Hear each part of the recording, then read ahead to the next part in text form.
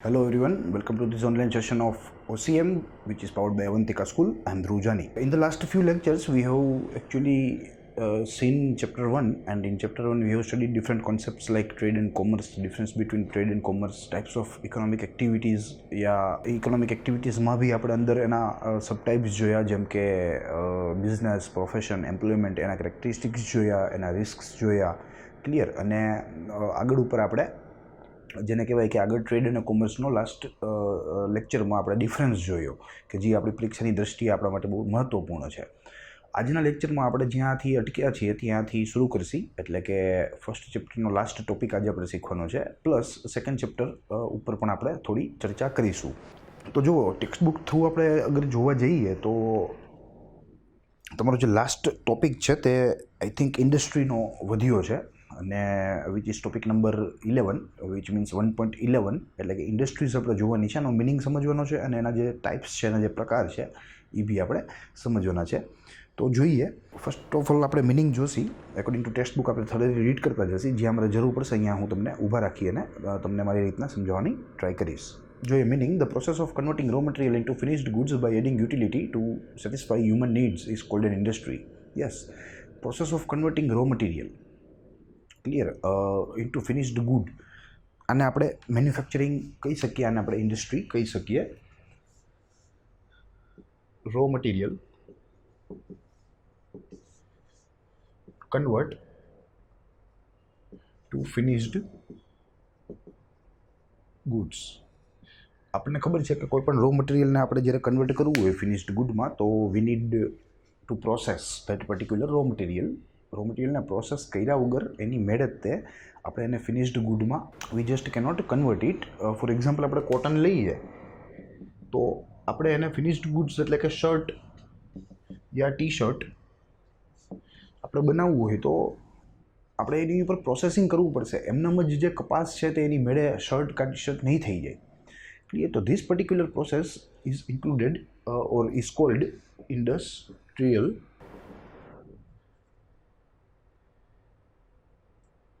Process.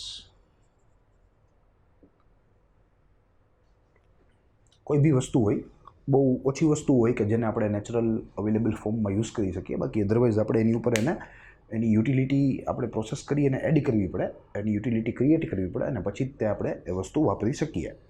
આગળ જોઈએ, manufacturing of furniture from the wood, manufacturing of cloth from raw cotton. Yes, એક example આપણે લીધું, એ જ આવ્યું અહીંયા, અને એક બીજું એક્ઝામ્પલ પણ આવ્યું, manufacturing of furniture from wood.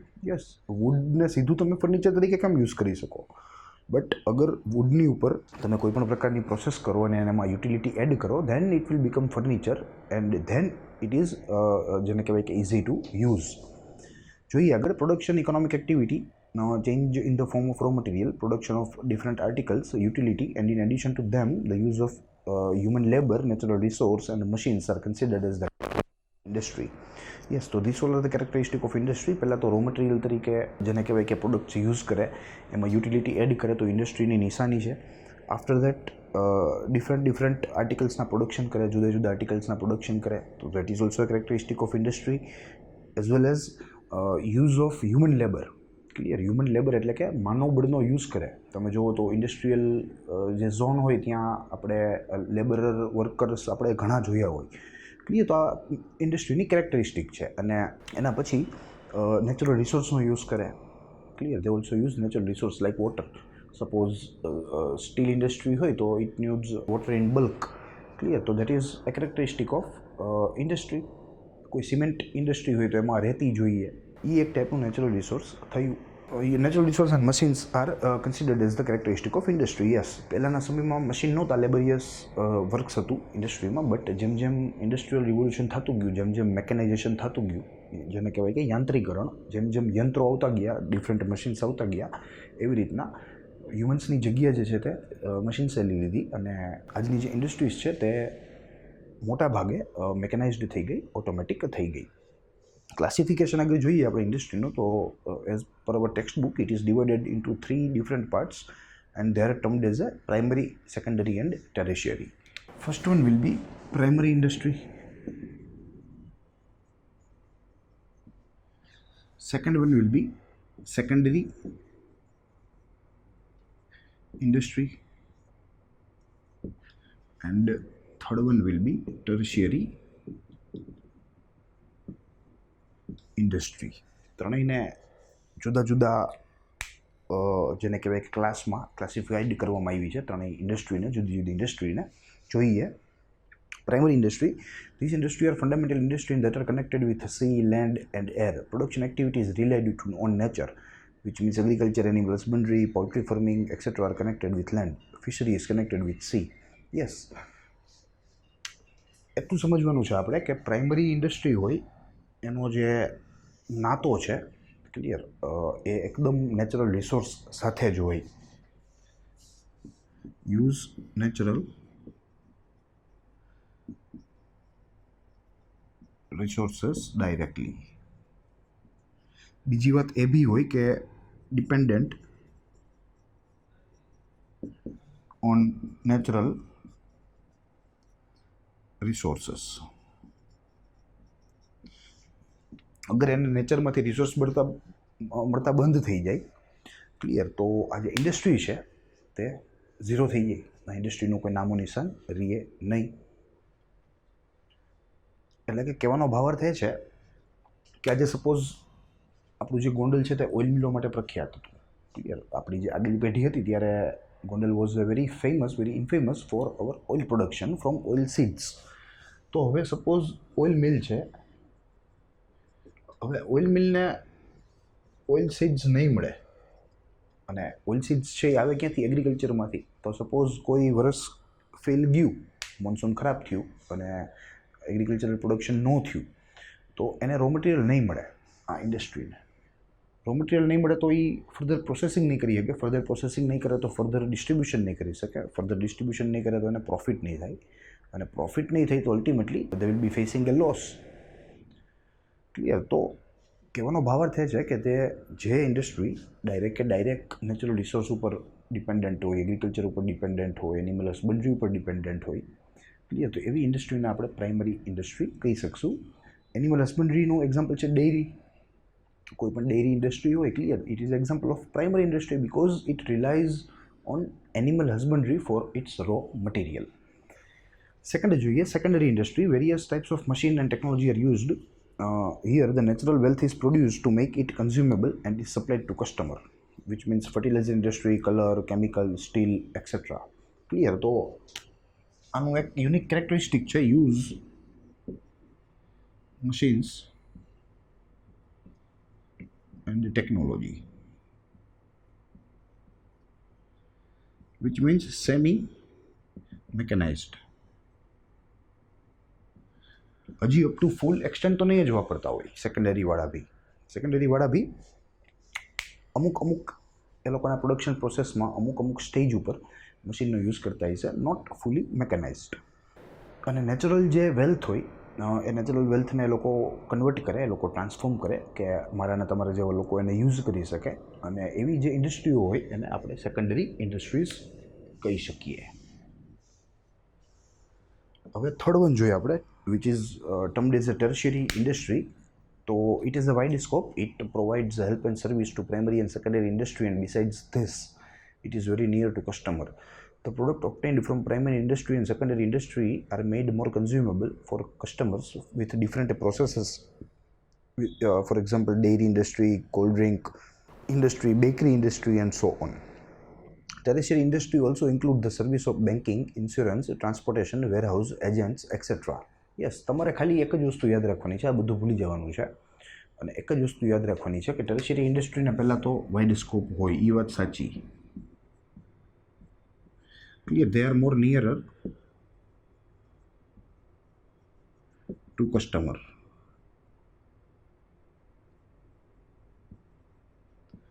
અને એના પછીની જો એક વાત સારી એવી જો આપણે ટેરિશરીમાં યાદ રાખવાની હોય અથવા શીખવાની હોય તો તે છે કે કોમર્સની એક્ટિવિટી જે બધી છે, કોમર્સ એક્ટિવિટી એને ઇન્ક્લુડ કરે.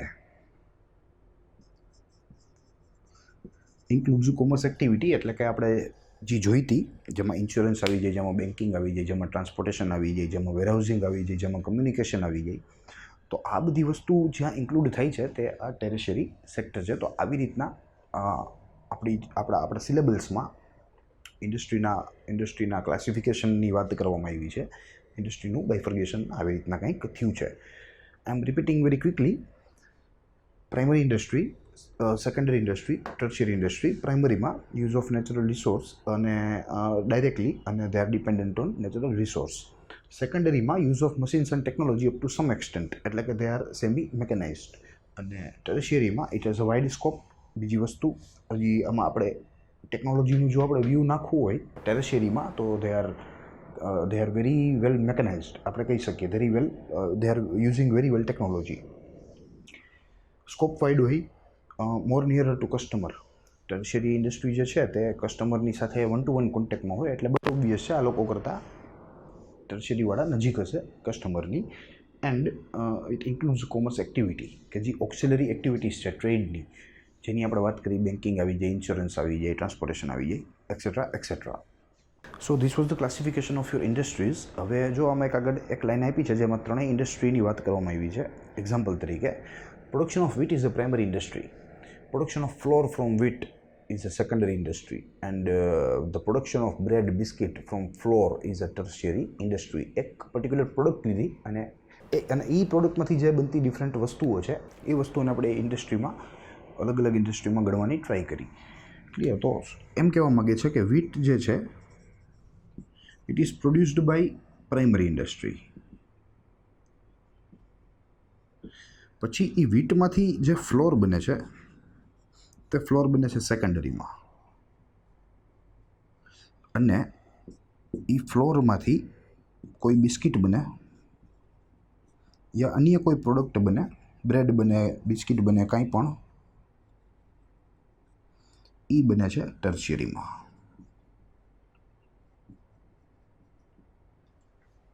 ક્લિયર? તો ધીસ ઇઝ ધ સિનેરિયો કે આવી રીતના આપણા દેશમાં, આપણા સિલેબલ્સમાં જે ઇન્ડસ્ટ્રીઝ છે એનું જે બાયફર્ગેશન છે તે આપણને આપવામાં આવ્યું છે. અહીંયા હવે ચેપ્ટર મને લગભગ એવું લાગે છે કે it is over hour first chapter. હવે આપણે જ્યારે સેકન્ડ ચેપ્ટર તરફ આગળ વધીએ, ક્લિયર, તો સેકન્ડ ચેપ્ટરનું પહેલાં આપણે નામની ચર્ચા કરીશું અને એનું જે કન્ટેન્ટ છે અંદરનું, એ કન્ટેન્ટમાં શું શું છે એની બી ચર્ચા કરીશું. તો એઝ યુ કેન સી, નામ એનું બિઝનેસ સર્વિસીસ 1 છે ચેપ્ટરનું. અને આમાં આપણને અમુક પ્રકારની જે બિઝનેસ સર્વિસીસ છે એનાથી આપણે ઇન્ટ્રોડ્યુસ કરવામાં આવ્યા છે. અને as a student of commerce it's your first time to be getting introduced with this type of business services, with this type of economic mechanism. See, in this chapter there are various services which are described or discussed. એમાંથી first one છે insurance.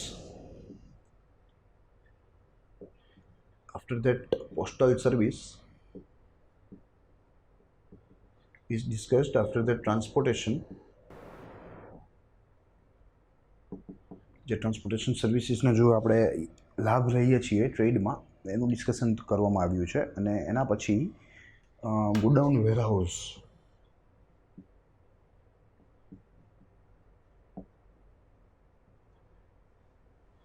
નું discussion આપણને કરવામાં આવ્યું છે. Clear? તો this are the 4 services which are being described or discussed in our second chapter. આપણે thoroughly second chapter જોશી એઝ લાઇક ફર્સ્ટ, અને જે બધી સર્વિસીસ છે જુદી જુદી એને સમજવાનો આપણે પ્રયાસ કરશું. તો આપણે શરૂ કરીએ આપણું first chapter with an introduction.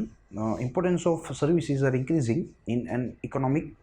There is a rise in the facility and convenience due to service like banking, insurance, postal, storage, transportation, etc. Yes.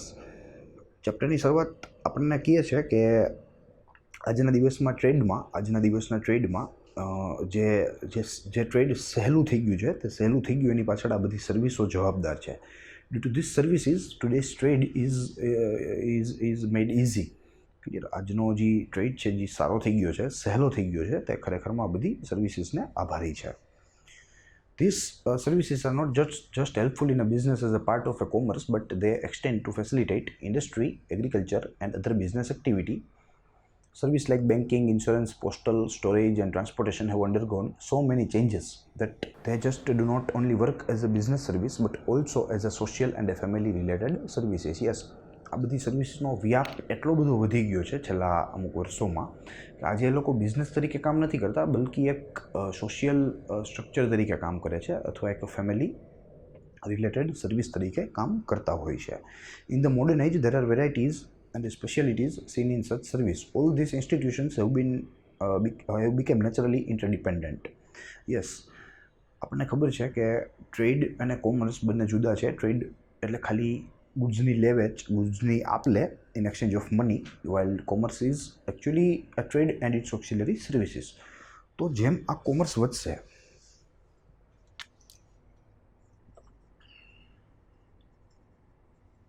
Commerce અને ટ્રેડ આ બંનેની વચ્ચે પોઝિટિવ કોરિલેશન છે. Positive correlation.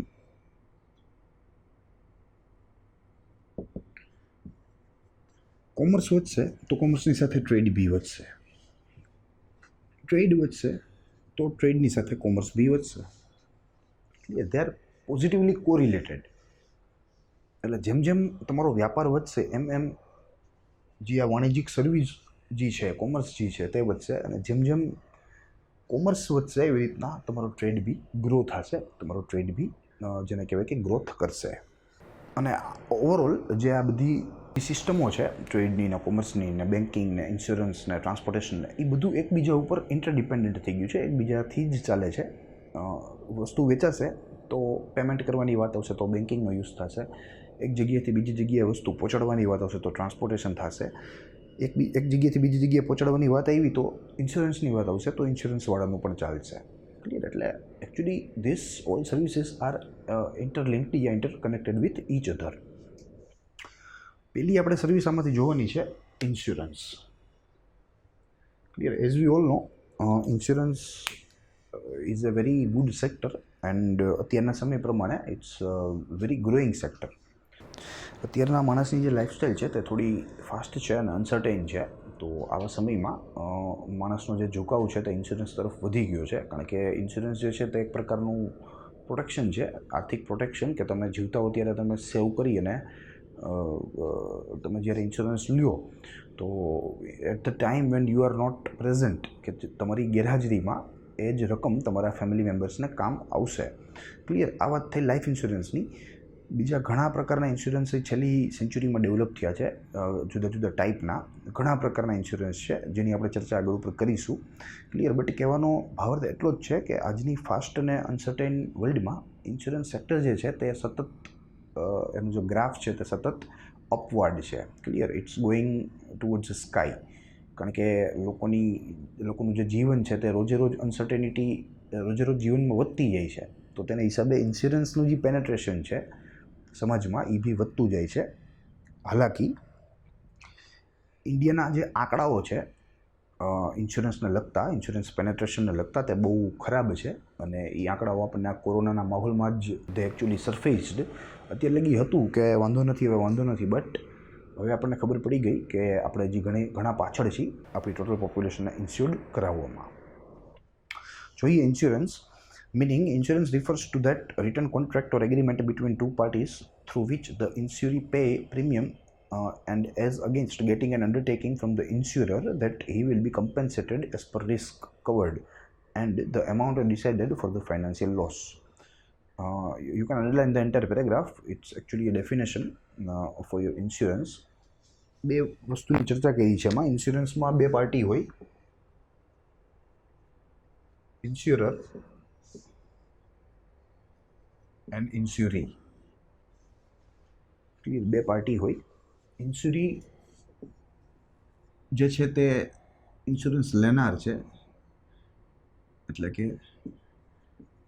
વીમો લેનાર, અને આ છે વીમો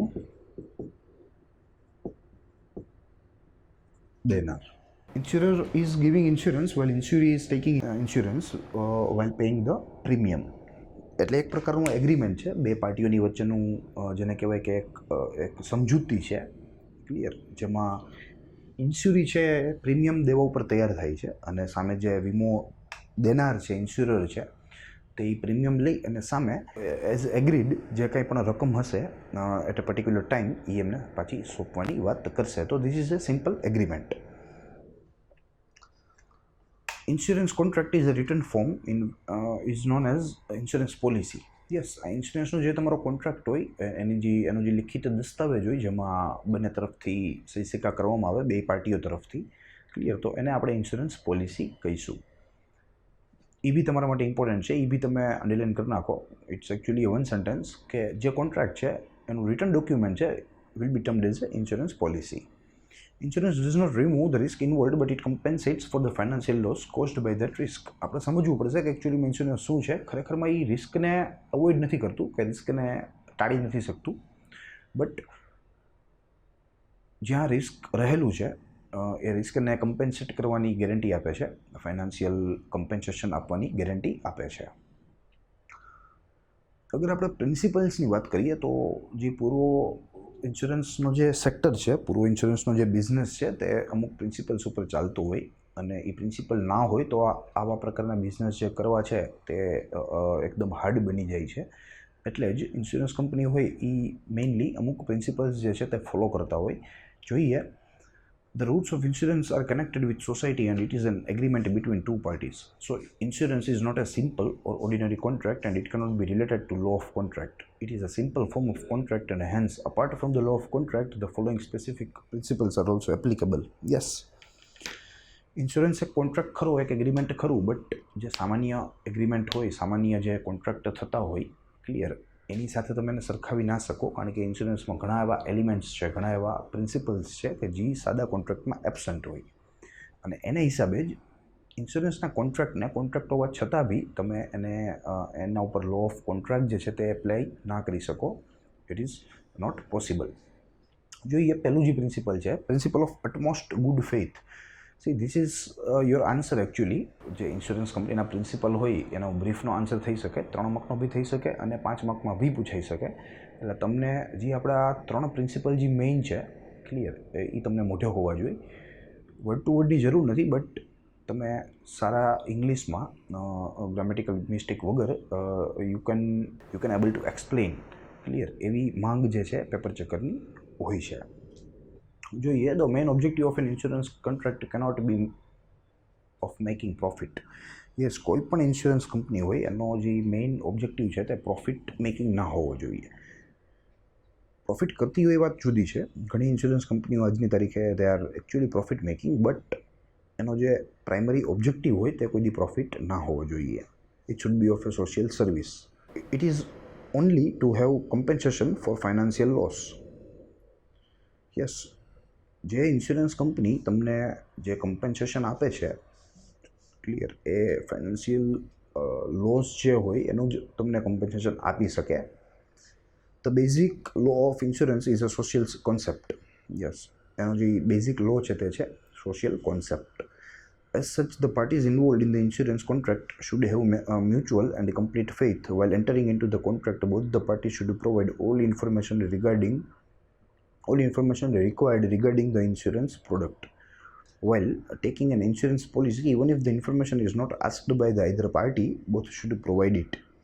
If it is felt that it can have an impact on the contract, any insurance agreement entered not having the necessary information amounts to fraud and it is against the principle of utmost good faith. Yes, બંને પાર્ટીની વાત કરવામાં આવી છે. બંને પાર્ટીને એવું suggest કરવામાં આવ્યું છે આ પ્રિન્સિપલ દ્વારા કે બંને પાર્ટીએ એગ્રીમેન્ટમાં જતા પહેલાં જે જરૂરી ચોખવટો કરવાની હોય એકબીજા વચ્ચે તે ચોખવટો કરી નાખવી જોઈએ. સેકન્ડ થિંગ, અમુક કેસમાં અમુક પાર્ટી જે છે તે ચાહીને અમુક જે ચોખવટો છે તે નથી કરતી હોતી કારણ કે એ લોકોને લાગતું હોય કે આની અસર જે છે તે ઇન્સ્યોરન્સ કોન્ટ્રાક્ટ ઉપર પડે. તો આવા અંધારામાં જે કોન્ટ્રાક્ટ થયેલા હોય, ક્લિયર, એ આગળ ઉપર નલ સાબિત થઈ શકે જો જરૂરી માહિતીઓ બંને પાર્ટીઓ દ્વારા એકબીજાને આપવામાં ના આવી હોય તો. Whenever it comes to be known that the principle of utmost good faith is broken, the insurance agreement or policy stands null and void. Yes, પોલિસીના કોઈ પણ સમયે જ્યારે એવું લાગે એગ્રીમેન્ટના કે કોઈ પણ પાર્ટીએ કોઈ માહિતી છુપાવી છે કે જેનાથી આપણને આ પ્રિન્સિપલ બ્રેચ થયું એવું લાગે છે, આ પ્રિન્સિપલ વાયોલેટ થયું એવું લાગે છે, તો at that point of time the entire agreement will be null and void. જે આખું જે એગ્રીમેન્ટ છે તે એકદમ ઝીરો થઈ જશે અને ખારીજ થઈ જશે. તે આગળ ઉપર જેને કહેવાય કે ઓપરેશનલ ફંક્શનલ રહેશે નહીં. And the insured cannot get back the premium already paid and he loses the right of compensation for the risk. આવા કેસમાં જે સમયે સપોઝ 5 વર્ષનો વીમો હોય, કોઈ પણ ઇન્સ્યુરીએ કોઈ પણ વસ્તુ છુપાવીને 5 વર્ષનો વીમો લઈ લીધો સપોઝ, અને at the middle of the contract, middle of the agreement 2 વર્ષે, 2.5 વર્ષે, 3 વર્ષે કોઈ પાર્ટીને ખબર પડી, એટલે કે ઇન્સ્યોરરને ખબર પડી, તો ત્યારથી ઇન્સ્યોરર જે છે તે આખો જે એગ્રીમેન્ટ છે તે નલ એન્ડ વોઇડ જાહેર કરી દેશે. એમાં શું થશે, 2 વર્ષ લગીનું જે પ્રીમિયમ ભર્યું હશે ઇન્સ્યુરીએ, ક્લિયર, એ બી પાછું નહીં આવે અને એ બી એ ક્લેમ નહીં કરી શકે ઇન્સ્યોરન્સ કંપની પાસેથી. એવી ચોખવટો આ પ્રિન્સિપલમાં આપણને આપેલી છે. Second principle is principle of indemnity. ઇન્ડેમનિટીનો સાદો મતલબ એવો થાય કે કોઈ નુકસાન હોય એની ભરપાઈ, કમ્પન્સેશન ફોર ધ લોસ, એવું આપણે એને આમ કહી શકીએ. Insurance contract is made to compensate for the loss incurred by the insurer. So the main objective of the insurance is the principle of indemnity. This principle is used to decide how much the insurance company will have to pay to the insurer in the event of loss incurred. Any person who takes an insurance policy can only get compensation for the loss and he cannot earn profit. Yes, આ જે principle છે એટલા માટે જ છે કે જે લોકો હોય, ઇન્સ્યુરી હોય, એ ગેરલાભ ના લઈ જાય અને ઇન્સ્યોરન્સ કંપનીને જેને કહેવાય કે ચૂનો ના લગાવી જાય. એટલા માટે જ આ પ્રિન્સિપલ જે છે તે ઇન્સ્યોરન્સ કંપની દ્વારા ઇમ્પ્લિમેન્ટ થતો હોય છે. કહેવાનો મતલબ એ છે કે જેટલો તમે વીમો લીધો હશે એટલામાંથી જ તમને કમ્પન્સેશન પ્રોવાઈડ થશે. ક્લિયર, તમે એમાંથી પ્રોફિટ કરીને નીકળી નહીં શકો. તમને પ્રોફિટ જેટલો કોઈ દી કમ્પન્સેશન જે છે તે કોઈ દી પે કરવામાં આવશે નહીં. If an insurer takes a policy for the product at a lower level than the original value, it is implied that he will proportionately get a lesser amount and a part of the loss will have to be borne by him. Yes, example આપણને એમાં 3 આપ્યા છે અને સમજાવવાની try કરી છે. જોઈએ first one. If a person takes an insurance policy for 3 lakh but the original value of the product is 5 lakh, then in the event of complete loss of product, the insurer will get maximum 3 lakh. Yes, કોઈ પણ વસ્તુ 5 લાખની છે, તમે વીમો 3 લાખનો લીધો અને વસ્તુ જે છે તે ટોટલ લોસ થઈ ગઈ, તો તમને 5 નહીં મળે. You will get maximum amount up to your agreement, કે તમે જે એગ્રીમેન્ટ કર્યું છે એના લગીને જ તમને મેક્સિમમ એમાઉન્ટ મળવા પાત્ર છે.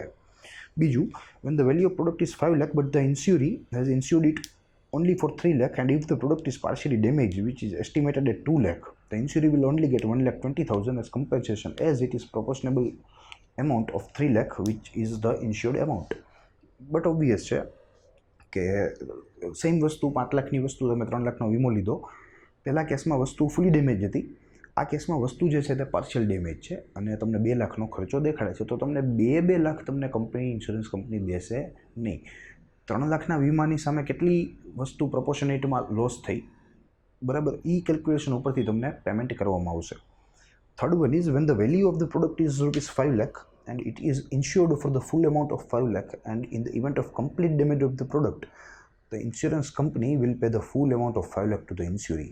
Yes, હવે ત્રીજો કેસ આવ્યો કે જ્યારે તમારી વસ્તુ છે 5 લાખની, તમે વીમો બી 5 લાખનો લીધો અને ફૂલી ડેમેજ થઈ ગયું, તો આવા કેસમાં insurance company will pay you the full amount of ₹5 lakh, કારણ કે તમારો જે ઇન્સ્યોરન્સ છે તે ફૂલ છે અને તમારી પ્રોડક્ટ જે છે તે ફૂલી ડેમેજ થઈ ગઈ છે. એટલે કહેવાનો ભાવાર્થ એ છે કે આ પ્રિન્સિપલ એટલા માટે છે કે લોકો એનો ગેરફાયદો ન ઉઠાવે, ઇન્સ્યોરન્સ કંપની સાથે ફ્રોડ ના કરે અને ઇન્સ્યોરન્સ કંપનીને બી આવા ફ્રોડ જે છે તેનો સામનો ના કરવો પડે. એના પછીનો જે પ્રિન્સિપલ એક આપને કીધો છે તે છે principle of insurable interest. The insured must have financial interest in the product insured. The owner of the house has the financial interest in the house, while a tenant of the house does not have a financial interest. Yes, principle of insurable interest ની પણ વાત કરવામાં આવી છે. The insurer must have financial interest in the product insured. જો કોઈ પણ વ્યક્તિ હશે ત્યારે જ વીમો કોઈ પણ વસ્તુનો ઉતારશે જ્યારે એનો એમાં આર્થિક હેતુ હોય, ક્લિયર, એનો ફાઇનાન્શિયલ ઇન્ટરેસ્ટ હોય. બાકી નકામી વસ્તુ હશે એનો કોઈ વીમો ઉતારવા જશે નહીં, ક્લિયર. તો આ વસ્તુ આપણે ધ્યાનમાં રાખવાની છે અને એટલે જ ઇન્સ્યુરી જે છે તે વીમો લેવા તૈયાર થઈ જાય છે, કારણ કે એનો ફાઇનાન્શિયલ ઓબ્જેક્ટિવ હોય, ફાઇનાન્શિયલ મોટિવ હોય પર્ટિક્યુલર વસ્તુમાં, ક્લિયર, ત્યારે જ કોઈ વ્યક્તિ એનો ઇન્સ્યોરન્સ ઉતારવા રાજી થાય, એનું પ્રીમિયમ ભરવા રાજી થતો હોય છે.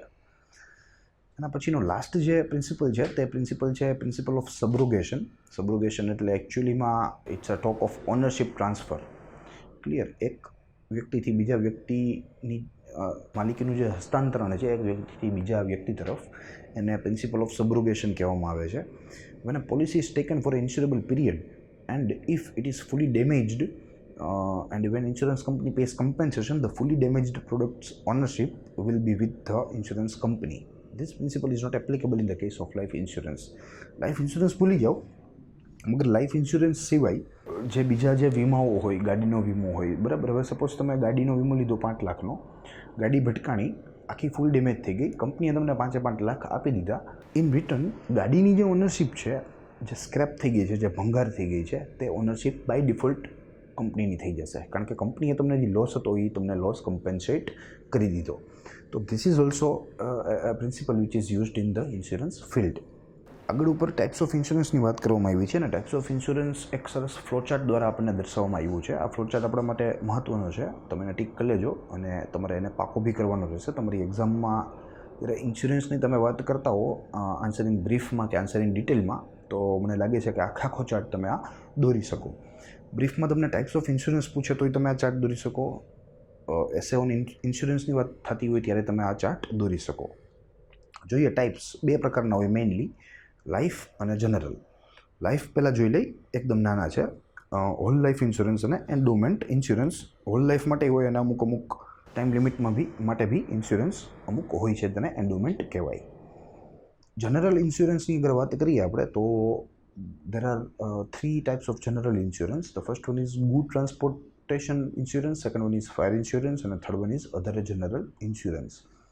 જો ઇન્સ્યોરન્સ જ્યારે શરૂઆત થઈ ત્યારથી આટલા બધા ડેવલપ્ડ નહોતા, આટલા બધા વાઇડ નહોતા, ત્યારે એકદમ ઓછા કોન્સેપ્ટ હતા ઇન્સ્યોરન્સના. But as the time passed, as we headed towards development, તો ધીરે ધીરે બિઝનેસના નવા સ્કોપ્સ ખુલ્યા, નવા બિઝનેસ ખુલ્યા, અને એવી જ રીતના ઇન્સ્યોરન્સ જે છે તેની એ ડિમાન્ડ વધતી ગઈ. જુદા જુદા પ્રકારના ઇન્સ્યોરન્સ જે છે તે અસ્તિત્વમાં આવવા માંડ્યા અને કામ કરવા માંડ્યા. આજના આપણે લેક્ચરમાં અહીંયા લગી જોશી. નેક્સ્ટ આપણા લેક્ચરમાં આપણે અહીંથી જ શરૂઆત કરશી. ક્લિયર, તો હું એવું ઈચ્છું છું કે આપણે જ્યારે નેક્સ્ટ સમયે મળીએ ત્યારે તમને આખો ચાર્ટ મોઢે હોય, તો આગળ ઉપર આપણે જ્યારે એક્ઝામમાં એમાં જેને કહેવાય કે તમને એકદમ ફાયદારૂપ સાબિત થશે. તો આપણે મળીએ નેક્સ્ટ લેક્ચરમાં. Till then stay tuned, stay safe.